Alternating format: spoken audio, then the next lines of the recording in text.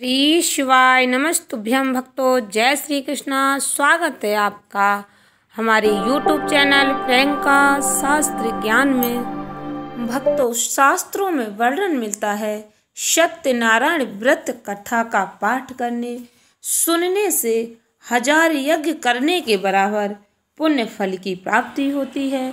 सत्यनारायण भगवान व्रत कथा में भगवान विष्णु जी के सत्य स्वरूप के बारे में बताया गया है। इस व्रत का पाठ करने से, इस व्रत कथा को सुनने मात्र से घर में सुख समृद्धि का वास हो जाता है। भगवान लक्ष्मी नारायण की कृपा अपने भक्तों पर सदैव बनी रहती है। भक्तों, सत्यनारायण व्रत कथा का पहला अध्याय। एक समय की बात है, नैमिषारण्य तीर्थ में शौनकादि 88,000 ऋषियों ने श्री सूत जी महाराज से पूछा, हे प्रभु, इस कलयुग में वेद विद्या रहित मनुष्यों को प्रभु भक्ति किस प्रकार मिल सकती है तथा उनका उद्धार कैसे होगा। हे मुनि श्रेष्ठ, कोई ऐसा तप बताइए जिससे थोड़े समय में ही पुण्य मिले और मन वांछित फल की प्राप्ति हो जाए। इस प्रकार की कथा सुनने की हम सब इच्छा रखते हैं। सर्व शास्त्रों के ज्ञाता सूत जी बोले, हे वैष्णवों में पूज्य, आप सभी ने प्राणियों के हित की बात पूछी है, इसलिए मैं एक ऐसे श्रेष्ठ व्रत को आप लोगों को बताऊंगा जिसे नारद जी ने लक्ष्मी नारायण जी से पूछा था और लक्ष्मीपति ने मुनि श्रेष्ठ नारद जी से कहा, आप सब इसे ध्यान से सुनिए। एक समय की बात है, योगीराज नारद जी दूसरों के हित की इच्छा के लिए अनेकों लोकों में घूमते हुए मृत्यु लोक में आ पहुँचे। यहाँ उन्होंने अनेक योनियों में जन्मे प्रायः सभी मनुष्यों को अपने कर्मों द्वारा अनेकों दुखों से पीड़ित देखा। उनका दुख देख नारद जी सोचने लगे कि कैसा यत्न किया जाए जिसे करने से निश्चित रूप से मानव के दुखों का अंत हो जाए। इसी विचार पर मनन करते हुए वह विष्णु लोक में गए। वहाँ वह देवों के ईश नारायण की स्तुति करने लगे, जिनके हाथों में शंख चक्र गदा और पद्म थे, गले में वरमाला पहने हुए थे। स्तुति करते हुए नारद जी बोले, हे भगवान, आप अत्यंत शक्ति से संपन्न हैं, मन तथा वाणी भी आपको नहीं पा सकती। आपका आदि मध्य तथा अंत नहीं है। निर्गुण स्वरूप सृष्टि के कारण भक्तों के दुख को दूर करने वाले हैं। आपको मेरा नमस्कार है। नारद जी की स्तुति सुन विष्णु भगवान बोले, हे मुनि श्रेष्ठ, आपके मन में क्या बात है? आप किस काम के लिए पधारे हैं, उसे निसंकोच कहें। इस पर नारद मुनि बोले कि मृत्यु लोक में अनेक योनियों में जन्मे मनुष्य अपने कर्मों के द्वारा अनेकों दुख से दुखी हो रहे।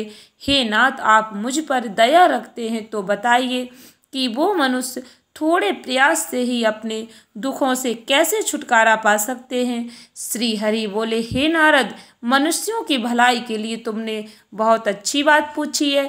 जिसके करने से मनुष्य मोह से छूट जाता है, वह बात मैं कहता हूँ, उसे सुनो। स्वर्ग लोक व मृत्यु लोक दोनों में एक दुर्लभ उत्तम व्रत है जो पुण्य देने वाला है। आज प्रेम वश होकर मैं उसे तुमसे कहता हूँ। श्री सत्यनारायण भगवान का यह व्रत अच्छी तरह विधान पूर्वक करके मनुष्य तुरंत ही यहाँ सुख भोग कर मरने पर भी मोक्ष पाता है। श्री हरि के वचन सुन नारद जी बोले कि उस व्रत का फल क्या है और उसका विधान क्या है? यह व्रत किसने किया था? इस व्रत को किस दिन करना चाहिए? सभी कुछ विस्तार से बताएं। नारद की बात सुनकर श्री हरि बोले, दुख व शोक को दूर करने वाला, यह सभी स्थानों पर विजय दिलाने वाला है। मानव को भक्ति और श्रद्धा के साथ शाम को श्री सत्यनारायण की पूजा धर्म परायण होकर ब्राह्मणों व बंधुओं के साथ करनी चाहिए। भक्ति भाव से ही नैवेद्य केले का फल, घी, दूध, गेहूं के आटे का सवाया लें। गेहूं के स्थान पर साठी का आटा, शक्कर, गुड़ लेकर सभी खाने योग्य पदार्थों को मिलाकर भगवान का भोग बनाएं। ब्राह्मणों सहित बंधु बांधवों को भी भोजन कराएं, उसके बाद स्वयं भोजन करें, भजन कीर्तन के साथ भगवान की भक्ति में लीन हो जाएं। इस तरह से सत्यनारायण भगवान का यह व्रत करने पर मनुष्य की सारी इच्छाएं निश्चित रूप से ही पूरी होती हैं। इस कलिकाल अर्थात कलयुग में मृत्यु लोक में मोक्ष का यही एक सरल उपाय बताया गया है। श्री सत्यनारायण व्रत कथा का पहला अध्याय संपूर्ण। बोलिए श्री सत्यनारायण भगवान की जय। सत्यनारायण भगवान की व्रत कथा का दूसरा अध्याय। सूत जी बोले, हे ऋषियों, जिसने पहले समय में इस व्रत को किया था उसका इतिहास कहता हूँ, ध्यान से सुनो। सुंदर काशीपुरी नगरी में एक अत्यंत निर्धन ब्राह्मण रहता था। भूख प्यास से परेशान वह धरती पर घूमता रहता था। ब्राह्मणों से प्रेम करने वाले भगवान ने एक दिन ब्राह्मण का वेश धारण कर उसके पास जाकर पूछा, हे विप्र, नित्य दुखी होकर तुम पृथ्वी पर क्यों घूमते हो? दीन ब्राह्मण बोला, मैं निर्धन ब्राह्मण हूँ, भिक्षा के लिए धरती पर घूमता हूँ। हे भगवान, यदि आप इसका कोई उपाय जानते हो तो बताइए। वृद्ध ब्राह्मण कहता है कि सत्यनारायण भगवान मनोवांछित फल देने वाले हैं, इसलिए तुम उनका पूजन करो। इसे करने से मनुष्य सभी दुखों से मुक्त हो जाता है। वृद्ध ब्राह्मण बनकर आए सत्यनारायण भगवान उस निर्धन ब्राह्मण को व्रत का सारा विधान बताकर अंतर ध्यान हो गए। ब्राह्मण मन ही मन सोचने लगा कि जिस व्रत को वृद्ध ब्राह्मण करने को कह गया है मैं उसे जरूर करूँगा। यह निश्चय करने के बाद उसे रात में नींद नहीं आई। वह सवेरे उठकर सत्यनारायण भगवान के व्रत का निश्चय कर भिक्षा के लिए चला गया। उस दिन निर्धन ब्राह्मण को भिक्षा में बहुत धन मिला, जिससे उसने बंधु बांधवों के साथ मिलकर श्री सत्यनारायण भगवान का व्रत संपन्न किया। भगवान सत्यनारायण का व्रत संपन्न करने के बाद वह निर्धन ब्राह्मण सभी दुखों से छूट गया और अनेक प्रकार की संपत्तियों से युक्त हो गया। उसी समय से वह ब्राह्मण हर माह इस व्रत को करने लगा। इस तरह से सत्यनारायण भगवान के व्रत को जो मनुष्य करेगा वह सभी प्रकार के पापों से छूटकर मोक्ष को प्राप्त होगा। जो मनुष्य इस व्रत को करेगा वह सभी दुखों से मुक्त हो जाएगा। सूत जी बोले कि इस तरह से नारद जी ने नारायण जी से कहा, श्री सत्यनारायण व्रत को मैंने तुमसे कहा, हे विप्रो, मैं अब और क्या कहूँ? ऋषि बोले, हे मुनिवर, संसार में उस विप्र से सुनकर और किसने इस व्रत को किया, हम सब इस बात को सुनना चाहते हैं। इसके लिए हमारे मन में श्रद्धा का भाव है। सूत जी बोले, हे मुनियों, जिसने इस व्रत को किया है वे सब सुनो। एक समय वही विप्र धन व ऐश्वर्य के अनुसार अपने बंधु बांधवों के साथ इस व्रत को करने को तैयार हुआ। उसी समय एक लकड़ी बेचने वाला बूढ़ा आदमी आया और लकड़ियां बाहर रखकर अंदर ब्राह्मण के घर में गया। प्यास से दुखी हुआ लकड़हारा उनको व्रत करते देख विप्र को नमस्कार कर पूछने लगा कि आप यह क्या कर रहे? तो उन्होंने बताया कि व्रत कर रहा हूँ तथा इसे करने से क्या फल मिलेगा, कृपया मुझे भी बताएं। ब्राह्मण ने कहा, सब मनोकामनाओं को पूरा करने वाला सत्यनारायण भगवान का व्रत है। इनकी कृपा से ही मेरे घर में धन धान्य की वृद्धि हुई है। विप्र से सत्यनारायण व्रत के बारे में जानकर लकड़हारा बहुत प्रसन्न हुआ। चरणामृत लेकर प्रसाद खाने के बाद वह अपने घर गया। लकड़हारे ने अपने मन में संकल्प किया कि आज लकड़ी बेचने से जो धन मिलेगा उसी से श्री सत्यनारायण भगवान का उत्तम व्रत करूंगा। मन में इस विचार को ले बूढ़ा आदमी सिर पर लकड़ियां रख उस नगर में बेचने गया जहाँ धनी लोग ज्यादा रहते थे। उस नगर में उसे अपनी लकड़ियों का दाम पहले से 4 गुना अधिक मिलता है। बूढ़ा प्रसन्नता के साथ दाम लेकर केले, शक्कर, घी, दूध, दही, गेहूं का आटा ले और सत्यनारायण भगवान के व्रत की अन्य सामग्रियां लेकर अपने घर गया। वहां उसने अपने बंधु बांधवों को बुलाकर विधि विधान से सत्यनारायण भगवान का पूजन और व्रत किया।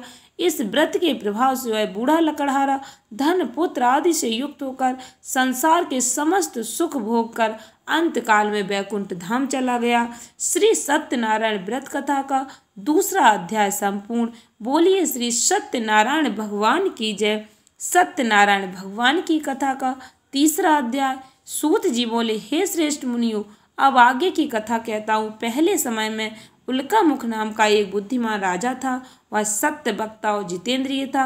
प्रतिदिन देव स्थानों पर जाता और निर्धनों को धन देकर उनके कष्ट दूर करता था उसकी पत्नी कमल के समान मुख वाली सती साध्वी थी। भद्रशिला नदी के तट पर उन दोनों ने श्री सत्यनारायण भगवान का व्रत किया। उसी समय साधु नाम का एक वैश्य आया। उसके पास व्यापार करने के लिए बहुत सा धन भी था। राजा को व्रत करते देखकर वह विनय के साथ पूछने लगा, हे राजन, भक्ति भाव से पूर्ण होकर आप यह क्या कर रहे हैं?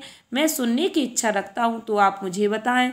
राजा बोला, हे साधु, अपने बंधु बांधवों के साथ पुत्र आदि की प्राप्ति के लिए एक महाशक्तिमान श्री सत्यनारायण भगवान का व्रत व पूजन कर रहा हूँ। राजा के वचन सुन साधु आदर से बोला, हे राजन, मुझे इस व्रत का सारा विधान कहिए। आपके कथन अनुसार मैं भी इस व्रत को करूँगा। मेरी भी संतान नहीं और इस व्रत को करने से निश्चित रूप से मुझे संतान की प्राप्ति होगी। राजा से व्रत का सारा विधान सुन व्यापार से निवृत्त हुआ अपने घर गया। साधु वैश्य ने अपनी पत्नी को संतान देने वाले इस व्रत का वर्णन कह सुनाया और कहा कि जब मेरी संतान होगी तब मैं इस व्रत को करूँगा। साधु ने इस तरह के वचन अपनी पत्नी लीलावती से कहे। एक दिन लीलावती पति के साथ आनंदित हो सांसारिक धर्म में प्रवृत्त होकर सत्यनारायण भगवान की कृपा से गर्भवती हो गई। 10वें महीने में उसके गर्भ से एक सुंदर कन्या ने जन्म लिया। दिनों दिन वह ऐसे बढ़ने लगी जैसे कि शुक्ल पक्ष का चंद्रमा बढ़ता है। माता पिता ने अपनी कन्या का नाम कलावती रखा। एक दिन लीलावती ने मीठे शब्दों में अपने पति को याद दिलाया कि आपने सत्यनारायण भगवान के जिस व्रत को करने का संकल्प किया था उसे करने का समय आ गया है। आप इस व्रत को करिए। साधु बोला कि हे प्रिय, इस व्रत को मैं उसके विवाह पर करूँगा। इस प्रकार अपनी पत्नी को आश्वासन देकर वह नगर को चला गया। कलावती पिता के घर में रहकर वृद्धि को प्राप्त हुई बड़ी हो गई। साधु ने एक बार नगर में अपनी कन्या को सखियों के साथ देखा तो तुरंत ही दूत को बुलाया और कहा कि मेरी कन्या के योग्य वर देख कर आओ। साधु की बात सुनकर दूत कंचन नगर में पहुंचा और वहां देखभाल कर लड़की के सुयोग वाड़िक पुत्र को ले आया। सुयोग्य लड़के को देख साधु ने बंधु बांधवों को बुलाकर अपनी पुत्री का विवाह कर दिया। लेकिन दुर्भाग्य की बात यह कि साधु ने अभी भी श्री सत्यनारायण भगवान का व्रत नहीं किया।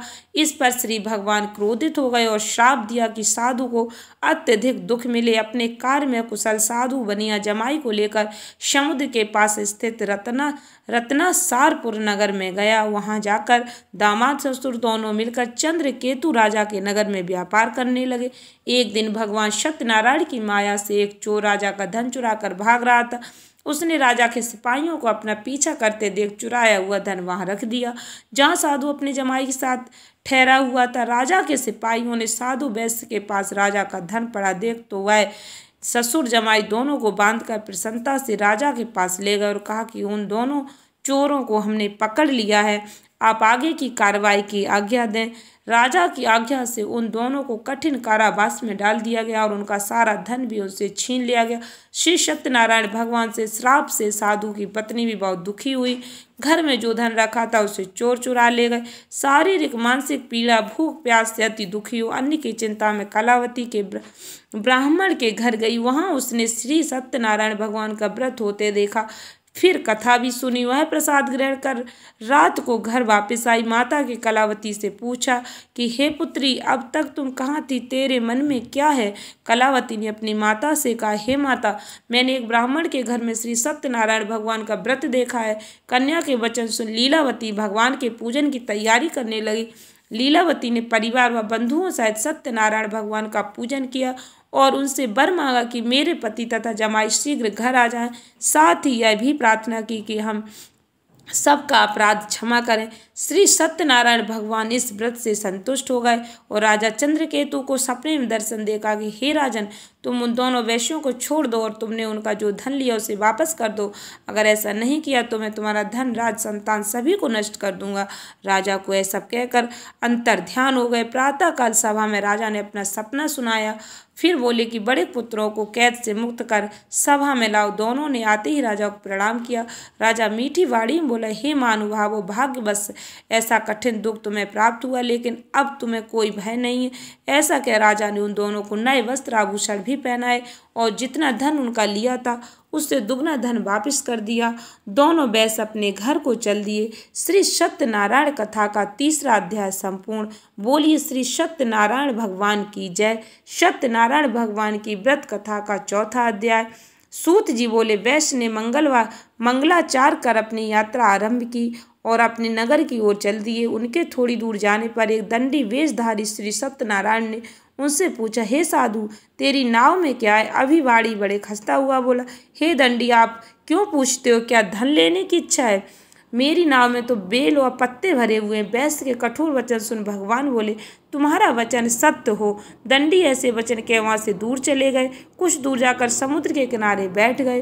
दंडी के जाने के बाद साधु वैश्य ने नित्य क्रिया के पश्चात नाव को ऊंची उठते देखकर अचंभा माना और नाव में बेल पत्ते आदि देखो है मूर्छित हो जमीन पर गिर पड़ा। मूर्छा खुलने पर वह अत्यंत शोक में डूब गया। तब उसका दामाद बोला कि आप शोक न मनाएं, यह दंडी का शाप, इसलिए हमें उनकी शरण में जाना चाहिए, तभी हमारी मनोकामना पूरी होगी। दामाद की बात सुनकर वह दंडी के पास पहुंचा और अत्यंत भक्तिभाव से नमस्कार करके बोला, मैंने आपसे जो जो असत्य वचन कहे थे उनके लिए मुझे क्षमा कर दें। ऐसा कहकर महान शोक आतुर हो रोने लगा। तब दंडी भगवान बोले, हे बड़े पुत्र, मेरी आज्ञा से बार बार तुम्हें दुख प्राप्त हुआ है। तू मेरी पूजा से विमुख हुआ। साधु बोला, हे भगवान, आपकी माया से ब्रह्मा आदि देवता भी आपके रूप को नहीं जानते, तब मैं अज्ञानी कैसे जान सकता हूँ? आप प्रसन्न होइए और मुझ सामर्थ्य के अनुसार मैं आपकी पूजा करूँगा। मेरी रक्षा करो और पहले के समान नौका में धन भर दो। साधु वैश्य के भक्ति पूर्वक वचन सुनकर भगवान प्रसन्न हो गए और उसकी इच्छा अनुसार वरदान देकर अंतर ध्यान हो गए। ससुर जमाई जब नाव पर आए तो नाव धन से भरी हुई थी। फिर वहीं अपने अन्य साथियों के साथ सत्यनारायण भगवान का पूजन कर अपने नगर को चल दिए। जब नगर के नजदीक पहुंचे तो दूत को घर पर खबर करने के लिए भेज दिया। दूत साधु की पत्नी को प्रणाम कर कहता है कि मालिक अपने दामाद सहित नगर के निकट आ गए हैं। दूत की बात सुन साधु की पत्नी लीलावती ने बड़े हर्ष के साथ सत्यनारायण भगवान का पूजन कर अपनी पुत्री कलावती से कहा कि मैं अपने पति के दर्शन को जाती हूँ, तू कार्य पूर्ण कर शीघ्र आ जा। माता के ऐसे वचन सुन कलावती जल्दी में प्रसाद छोड़ अपने पति के पास चली गई। प्रसाद की अवज्ञा के कारण श्री सत्यनारायण भगवान रुष्ट हो गए और नाव सहित उसके पति को पानी में डुबो दिया। कलावती अपने पति को न पाकर रोती हुई जमीन पर गिर गई। नौका को डूबा हुआ देख वह कन्या को रोता देख साधु दुखी होकर बोला कि हे प्रभु, मुझसे तथा मेरे परिवार से जो भूल हुई उसे क्षमा करें। साधु के दीन वचन सुनकर श्री सत्यनारायण भगवान प्रसन्न हो गए और आकाशवाणी, हे साधु, तेरी कन्या मेरे प्रसाद को छोड़कर आई, इसलिए उसका पति अदृश्य हो गया। यदि वह घर जाकर प्रसाद खाकर लौटती है तो इसे उसका पति अवश्य मिलेगा। ऐसी आकाशवाणी सुन कलावती घर पहुंचकर प्रसाद खाती है और फिर आकर अपने पति के दर्शन करती है। उसके बाद साधु अपने बंधु बांधवों सहित श्री सत्यनारायण भगवान का विधि विधान से पूजन करते हैं। इस लोक का सुख भोग अंत में स्वर्ग को प्राप्त होते हैं। श्री सत्यनारायण व्रत कथा का 4था अध्याय संपूर्ण। बोलिए श्री सत्यनारायण भगवान की जय। सत्यनारायण भगवान की व्रत कथा का 5वां अध्याय। सूत जी बोले, हे ऋषियों, मैं और भी एक कथा सुनाता हूँ, इसे भी ध्यान पूर्वक सुनो। प्रजा पालन में लीन तुंग ध्वज नाम का एक राजा था। उसने भी भगवान का प्रसाद त्याग कर बहुत ही दुख प्राप्त किया। एक बार वन में जाकर वन पशुओं को मारकर वह बड़ के पेड़ के नीचे आया। उसने ग्वालों को भक्तिभाव से अपने बंधुओं सहित सत्यनारायण भगवान का पूजन करते देखा। अभिमानवश राजा ने उन्हें देखकर भी पूजा स्थान में नहीं गया और न ही उसने भगवान को नमस्कार किया। ग्वालों ने राजा को प्रसाद दिया, लेकिन उसने वह प्रसाद नहीं खाया और प्रसाद को वहीं छोड़ वह अपने नगर को चला गया। जब वह नगर में पहुंचा तो वह सब कुछ तहस नहस हुआ पाया तो वह शीघ्र ही समझ गया कि यह सब भगवान ने ही किया। दोबारा ग्वालों के पास पहुंचा और विधि पूर्वक पूजा करके प्रसाद खाया तो श्री सत्यनारायण भगवान की कृपा से सब कुछ पहले जैसा हो गया। दीर्घ काल तक सुख भोगने के बाद मरणोपरांत उसे स्वर्ग लोक की प्राप्ति हुई। जो मनुष्य परम दुर्लभ इस व्रत को करेगा तो भगवान सत्यनारायण की अनुकंपा उसे धन से परिपूर्ण कर देगी। निर्धन धनी हो जाता है, भय मुक्त हो जीवन जीता है। संतानहीन मनुष्य को संतान सुख मिलता है और उसके सारे मनोरथ पूर्ण होने पर वह मानव अंत काल में बैकुंठ धाम को जाता है। सूत जी बोले, जिन्होंने पहले इस व्रत को किया है अब उनके दूसरे जन्म की कथा कहता हूँ। वृद्ध शतानंद ब्राह्मण ने सुदामा का जन्म लेकर मोक्ष की प्राप्ति की। लकड़हारे ने अगले जन्म में निषाद बनकर मोक्ष प्राप्त किया। उल्का मुख नाम का राजा दशरथ होकर बैकुंठ को प्राप्त हुए। साधु नाम के वैश्य ने मोरक ध्वज बनकर अपने पुत्र को आरे से चीरकर मोक्ष प्राप्त किया। महाराज तुंगध्वज ने स्वयंभू होकर भगवान में भक्ति युक्त होकर कर्म कर मोक्ष पाया। श्री सत्यनारायण व्रत कथा का 5वां अध्याय संपूर्ण। बोलो श्री सत्यनारायण भगवान की जय। भक्तों, सत्यनारायण व्रत कथा सभी भक्तों को अवश्य सुननी चाहिए। आशा करती हूँ वीडियो अच्छी लगी होगी, उपयोगी लगी हो तो सत्यनारायण व्रत कथा अधिक से अधिक मित्रों को शेयर करें। धन्यवाद भक्तों। श्री शिवाय नमस्तुभ्यं।